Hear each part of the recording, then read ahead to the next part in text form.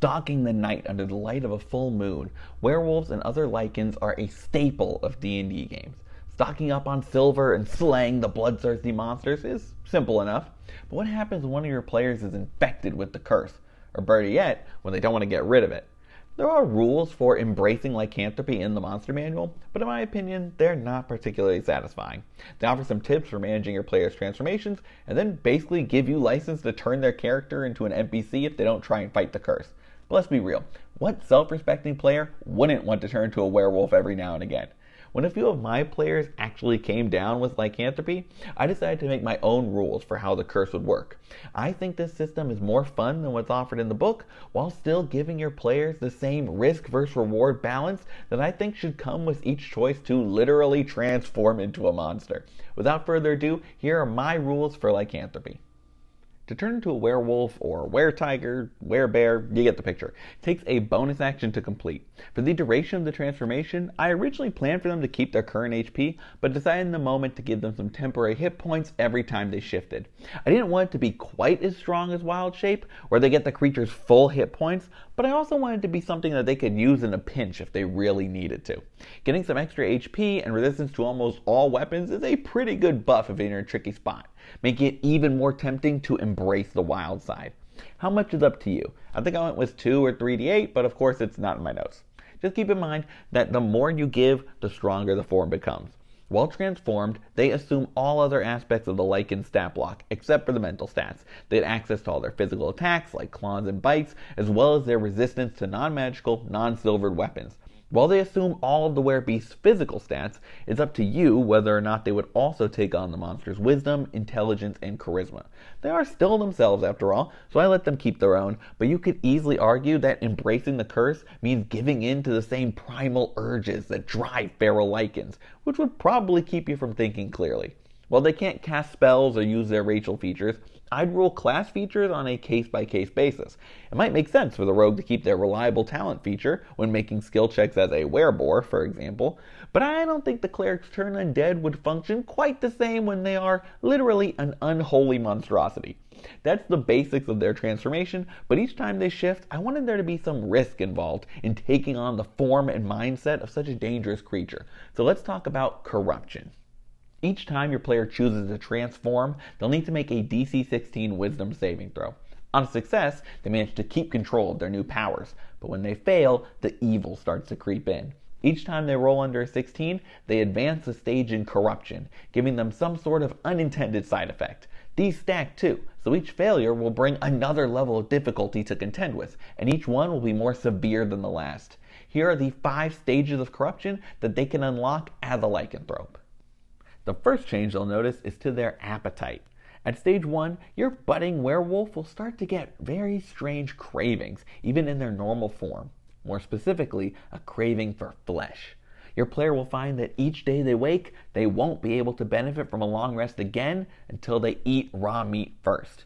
This doesn't have to be from people. They can always stroll over to the local butcher and pick up some uncooked delights. But what about when they're traveling out of town or in harsh terrain? They could try their hand at hunting for food, or maybe that poor bandit who ambushed their camp is looking a little tasty. Their call, but this is just the first step. There's even worse to come. A second failure brings stage 2, and the more they transform, the more the rage and bloodlust of the beast within will start to sink in. Were creatures are hunters. They don't strike to hurt, they strike to kill. So at step 2, your player will no longer be able to make non-lethal attacks, no matter what form they're in. This doesn't mean your player has to attack at any given opportunity, but once combat starts, they're in it until their foes have stopped moving. This could be a big problem if your party needs to capture someone alive, or generally errs on the side of peace. But for their new were-friend, only death will cut it. At stage 3, the violence of the monster inside will be too much to set aside. Your player will begin to crave not just meat, but the act of fighting itself. Until they get into combat with another creature, a fight that they'll take to the death, mind you, they won't be able to long rest at all. This will be easy enough when your players are delving through dungeons and facing off with evil necromancers, but what about on quiet days in the city? Or when they're around the campfire after a slow day on the open road? Will they simply grit their teeth and bear it, taking points of exhaustion for days without a good rest? Or will they hit the streets at night, looking for any victims that they can use to quell their anger? The deeper they get, the more the beast takes over, and it only gets harder from here. By the time they hit stage 4, the urge to transform is nearly unbearable. The time for waiting is over. Now it's time to hunt. When combat begins and your player is able to transform, they have to shift on their first turn. No longer can they pick and choose their battles. Now their desire for violence is too strong. This could make things very awkward when potential allies learn that the party they're working with is harboring a were-tiger in their midst. And a party of heroes will quickly become a gang of villains in the eyes of some villagers once they see there's a werewolf with them. But by this point, your player is just one step away from fully embracing the dark side. One more failure, and the beast takes control. At stage 5, your player is now fully under the influence of their curse. Their alignment becomes chaotic evil, and they now only exist to spread lycanthropy to others. I'd recommend talking with the player to see how they'd like to handle this. Do they see themselves turning on the party, or continuing on to try and infect everyone they come across? Either way, their bite should be their go-to in combat, or whichever one of their attacks spreads the disease. Their only hope of salvation at this point is help from their fellow players, or a swift strike from a silver sword. As one last note, you can always mess with the mechanics for curing the disease as well. I played it by the book and allowed a simple remove curse spell to do the trick, but if you want to up the stakes, you could tie curing the disease into their level of corruption. If the player never gave in to their primal disease, then the spell works just fine. But if they transformed, you could have anyone who tried to cure them have to first succeed on a wisdom save, with the DC increasing for each stage of corruption they've acquired.